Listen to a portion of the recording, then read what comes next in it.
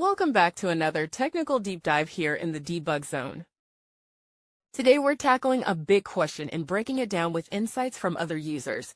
Hopefully this clears up some misconceptions and helps you get the answer you need. So buckle up, stay a little curious, and let's jump right in.